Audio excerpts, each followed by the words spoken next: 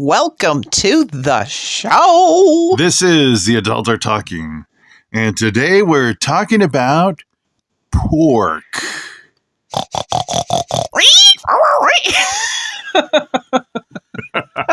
really messed that. Take two. Oh my gosh. That's funny. We're talking about pork. Should we eat pork? As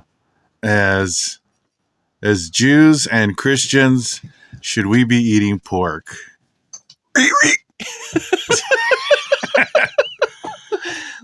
No, Now, activated the dog now. this is not an episode where we will be shaming anybody, trying to judge anybody, unless you're a Jew and you're eating pork. No, stop it. Yeah. No, this is more explaining what the scripture says from a Jewish perspective, and also encouraging those that want to follow this particular passage to encourage them. And that's it. As Prager would say, this is not about convincing. This is about clarity. Yes. There you go. It's about offering clarity and explanation on where things come from and encouraging those who want to learn more about this. Yes. So I was not born not eating. I didn't grow up completely pork free, even though our family did start earlier on. I remember being, I don't know, maybe 4 or 3, and my mom telling my grandmother to stop feeding me pork rinds. I remember her arguing with my grandmother, no, we don't eat those anymore. Oh, my goodness. At the time, we were Pentecostal Seventh Day. Oh, okay. And I remember my mom telling my grandma, no, don't give them any more. A lot of Pentecostals don't eat pork? The Seventh Day ones. Oh, Seventh Day. Okay. Yeah. Okay. And my grandma was like, why? What's the big deal? He likes them. And I was like, yeah, I like them. I like them. They were crunchy and kind of greasy. Yeah. And I've never had them, but I hear they're so good. You never had pork rinds? No. But you grew up eating pork. Not that much. My mama said that pork it's the poor people meat. But we had ham. Well, it is cheap, man. I look at the meat prices these days, and I look at the beef, and it's like $10 a pound. And I glance over at the pork, and I was like, we had pork chops, and we never had beef hot dogs. I don't even think they sold beef hot dogs in our store at Kroger. So we had pepperonis on our pizza, and we had ham. But I guess that one was a hard one. I remember growing up, pepperoni pizza was our go-to. Yeah. And it wasn't until I was like 17 that I decided, you know what? I had found out that, pepperoni is a mixture of beef and pork. Yeah. So then I decided for myself, not as a family, that I was not going to have pepperoni pizza anymore. My family kept eating for a little bit after that, but then they stopped also. I see. Yeah, so I grew up eating pork, but like when I started living on my own, I didn't really like pork that much, honestly. There's only a few things that I liked that were pork, and that was pepperonis on my pizza. Mm-hmm. And that was it, because I discovered beef hot dogs, and they're so much tastier. And they make, once you have a beef hot dog compared to a pork hot dog, this is just me, but it's just too salty and gross to me. I've had pork hot dogs before, not knowing and thinking, wow, this tastes weird. Yeah. Same with bologna. So, and I've never been the only ham that I liked was honey baked ham. But I mean, it's so expensive. So, that's not the poor meat, the honey baked ham. I remember once, I was at this barbecue and it was like a free barbecue at a convention or something. And they had this big line of buffet trays full of different barbecue. Yeah. And I went and grabbed some ribs and I was eating them. I was like, wow, these are so delicious. Wow, these are pretty greasy. So meaty. I I don't remember beef ribs being having Yeah. this much meat on them. And then I got done with the rib and I looked at the thin bone and I was like, wait a second. Oh, And then there's just like feeling of sheer horror going over my body. I was like, what have I done? oh, bacon. Bacon was hard to give up because I was a cook in college in the cafeteria, and I would work the morning shift, and we'd make like sheets of bacon, those giant Oh, baking sheets, man. and there would always be some, and I would always snag a few, and oh man, it was so good. But yeah, so I wasn't eating tons of pork. I had a so it wasn't coworker who was on, like, at the time it was the Atkins diet. Mm-hmm. And we're in this tiny office, cubicles, and they would go and they'd microwave this tub of just pure bacon, and then the whole office It would would just smell smell like of bacon, and everyone would just slowly rise over their cubicle walls, looking around like, "Where's this emanating from?" And then you just hear little crunches in the corner of. Oh my gosh. Yeah, it's just burnt popcorn in the microwave or the So I can oatmeal. understand the appeal. Yeah. It's one that's not easy to, and they put it in everything to Yeah. flavor everything. Yeah.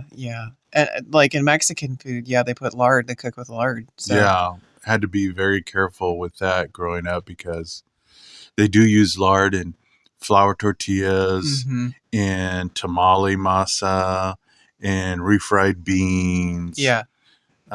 So what does the Bible actually say? It says that pig is considered unclean, so you don't eat it. And why is it considered unclean? And the verse says it is because it wallows in mud, right? Wrong. It says it's unclean because it eats garbage, right? No. Wrong. God labels pigs unclean because they what? They stink? No. Wrong. It actually does not say why they are unclean, other than just God labeling them unclean. Mm-hmm. And that points to the fact that things are what they are, not because of the physical attributes, but because of how God designates them. Yeah. The physical attributes are meant to represent what God has already decreed. Mm-hmm. Yeah. Just like when it says, man shall not live by bread alone, but by every word that comes out of that God speaks. Yeah. So it's not the bread that keeps you alive, but because God says it will keep you alive, that it does. Yeah. And so pork is considered unclean because God says it's unclean.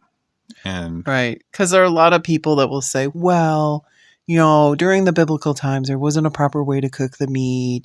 There's health benefits to Right. not eating pork. And, that's all well and good, but that's not what it says in the Bible. Right. If you eat pork, you do the science, it shows you that you will get nutrients from the meat. Yeah. But what God is trying to call us to is something above what is physical. He's trying to call us to something that is spiritual. Mm-hmm. And God is saying, this is not meant to be food. Right. And it's not meant to be food because it's bad for you and doesn't have any health benefits.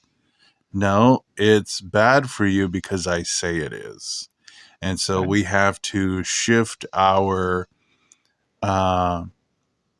focus not from what the object or the animal is, but to the spiritual instruction. Right. And for us, we just think of it as, because there's kind of a little bit of a list of what's considered kosher and not kosher. And so we just look at it as, to make it not such a big deal mentally, it's just, okay, that's just not considered food for us. We just don't eat it.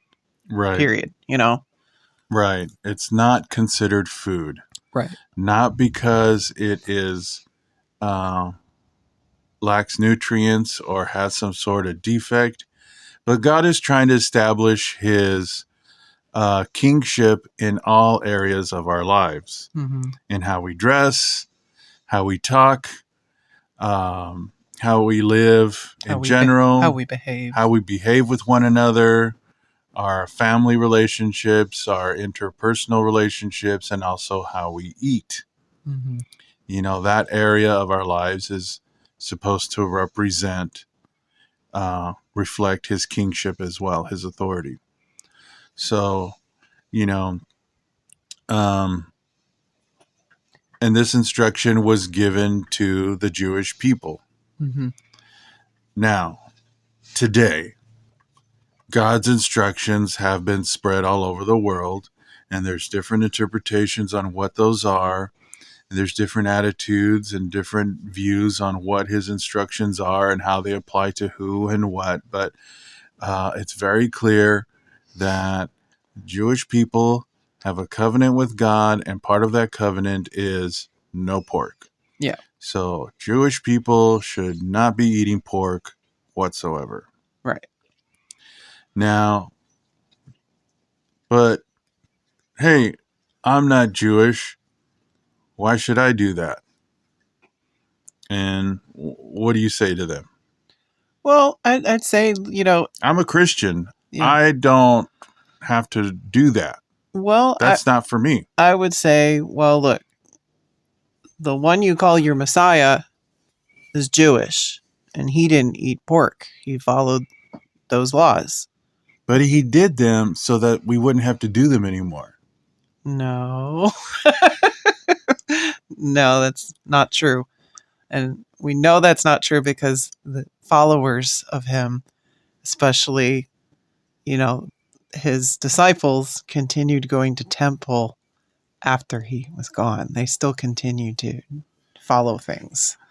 This happens on the Jewish side and the Christian side, which is the approach of, we don't do that anymore. This is the way we do that now. That approach is taken on both the Jewish side and the Christian side, where there are reasons made taking scriptures out of context or not properly understanding what they mean, and sometimes purposely misconstruing what they mean in order to create a different different agenda. And so something like this, I've heard before where they say, well, there was that dream where God said to, who was it? I don't remember now. That, hey, if I've made it clean, it's no longer dirty. And so it was about, he had a dream of a pig, I think. Yeah. But, this was an example of the person coming to visit, who was it?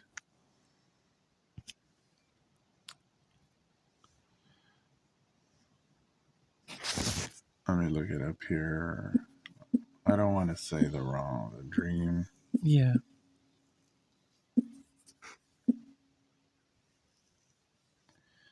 Anyway, you know what I'm talking about. And so they take that as an explanation that, God's made everything clean. Did you just do the Biden? You know the thing. Come on, man. Come on, man. You know the thing. You know what I mean. Yeah, it was Peter's vision. Okay. Peter went up on the roof to pray. He became hungry, wanted something to eat, and while the meal was being prepared, he fell into a trance. He saw heaven open and something like a large sheet being let down the earth, 4 corners. Contains all kinds of footed animals, as well as reptiles, birds, and the voice told, "Get up, Peter, kill and eat." "Surely not, Lord." Peter replied, "I have never eaten anything impure or clean." The voice spoken to him a second time, "Do not call anything impure that God has made clean." This happened 3 times. Immediately she was taken back. So, first of all,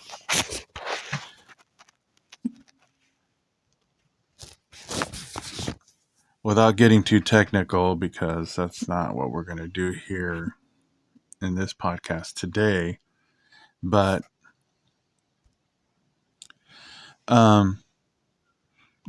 there's the approach, if God says something, does he ever have to change his mind? Does God change his mind? If God makes a rule today, is he going to change his mind about that rule tomorrow or the next day? No, right? No. Yeah. That's not the way God works, because if God is a God that changes his mind or can't keep his promises, then how safe is our salvation, right? Right. So that's obviously not what he's talking about when he says, what I made unclean, now you can eat it. In fact, he says, what I've made, don't call what I've made clean unclean. Mm-hmm. So that's not the food that he's made unclean. Secondly, he's not going to give Peter new legislation that he's already given to that he's previously given to Moses. He's offering him clarity because he's sending him someone whom he may not consider clean. Oh, right, because he has a visitor that's not Jewish. Right. He's a Gentile. Right. Okay. Right. So he's trying to prepare him to receive someone that God has made clean. Mm-hmm. And so, it would be inappropriate to take that as an explanation nullifying Mosaic law, Yeah. because that's not what that is. Mm-hmm. And so and I mention that because that's sometimes what is used to explain Justify. justify that now pork can be eaten. And it's not. But here's the thing. If you're not Jewish, then this isn't something that's necessarily called on you to do. Right. Right. We have to look back at Isaiah 56 as, if you want to be a part of this, if you want to hold fast to my covenant, if you want to keep my guard my Sabbath, Mm-hmm. then I will make a place for you, a name and a place for you. Right. It's not required, but it's encouraged. Right. And that's what this is about. I think that's the more appropriate approach for this, is that if you're someone who's interested in growing your closeness with God,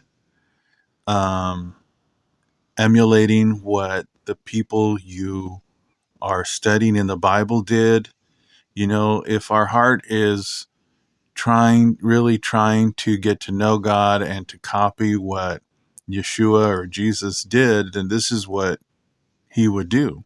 Right. And when he comes back, that's also what he's going to do. He's not going to go and have pork chops or chops and applesauce. Now, it does get tricky.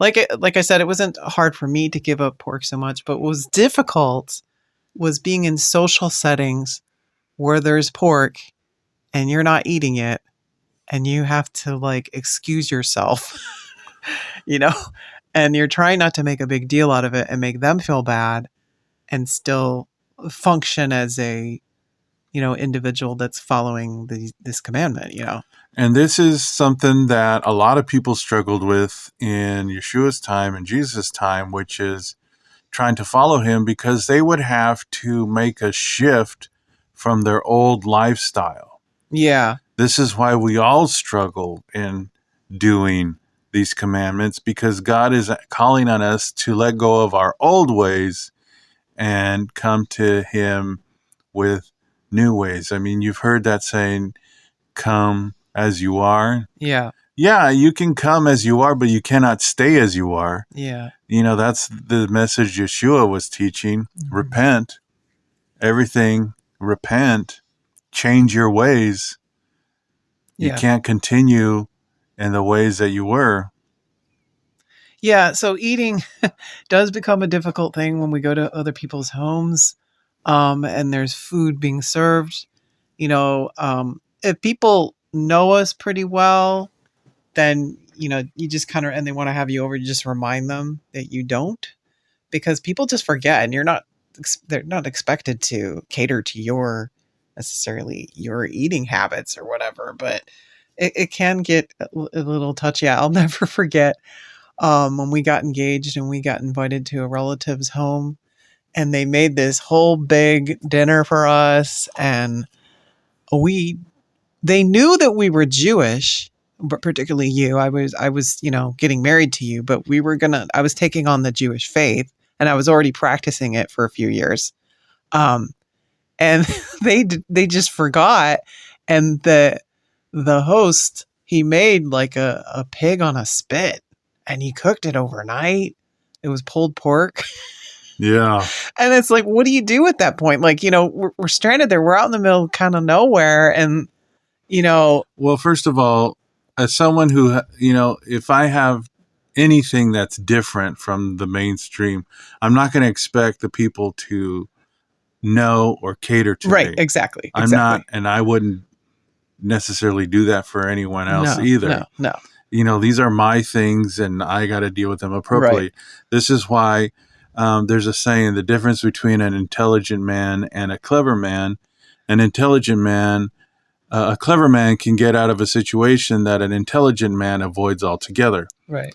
So a lot of times I won't go to a gathering where I know the food will be like that, or any kind of social event where I know there will be that kind of food, or I'll skip that portion of the event so that there isn't any kind of awkwardness or whatever, because I don't want people to have to cater to how I eat. I don't want to explain everything. Yeah, I've had I belonged to a women's group, and they would get together, and during Passover, I would just not go because it's like, how do you explain that you're not eating bread that week? Right. It's like, it's so awkward. Now, sometimes God does want you to be a witness with whatever you have in your life, and so sometimes you end up in a situation that's unavoidable, and you just have to say, you have to speak your truth and say that, I'm sorry, I don't do that, I don't eat that, or whatever. But if you decide to make these changes or you live a certain way, you have to learn how to negotiate these relationships, these events, these social gatherings, so that you are respectful while at the same time honoring your personal convictions about this. Because it's not other people's jobs to know and to cater to your faith. Yeah. This is something that you do. And it's not something that you have to put out there for everyone to know. Oh, I don't eat pork. Oh, I don't do that. Don't be like vegans. Yeah. Don't be like vegans with this. Oh, I don't eat meat. No. Do you have anything vegan? Yeah. Do you have anything vegan? I never do that to people. And I always say, if they start to feel, I'm like, no. I'm an eater. I will find something to eat. Do not worry. I love vegetables. Right. I always find something to eat. Right. We have to remember Micah 6:8, which says, love justice. What did it say? Seek. We're so terrible with this. I have walk humbly. That's the end part. Oh. I'm having a brain thing right now. You're as bad as a woman with menopause. Oh wait, that's me. We have this one hanging too. I'm forgetting the first part. I want to say, I don't want to forget what that says. It says, yeah, he has shown you, O mortal, what is good. What does the Lord require of you? To act justly, love mercy. And this is the part I wanted to really say, which was, and walk humbly with your God. Yeah.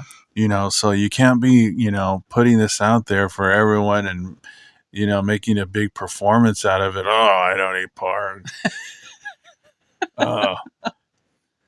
Yeah, you don't want to make people feel bad for what they eat or make yourself look like a weirdo or whatever. It's just be humble about it. So that's what it's about. Not trying to shame anyone unless you're Jewish. Please stop.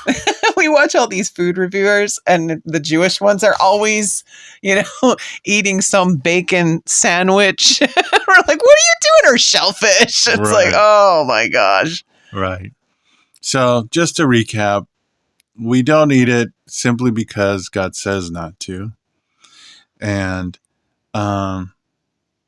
that's what makes it unclean. And there are allusions later on in the Bible which have been misconstrued to be justifications for eating it, but they are not, because God does not change his commandments, doesn't have to change his commandments. And yeah, so, if you feel the Lord is putting this on you to make that change, then we encourage you.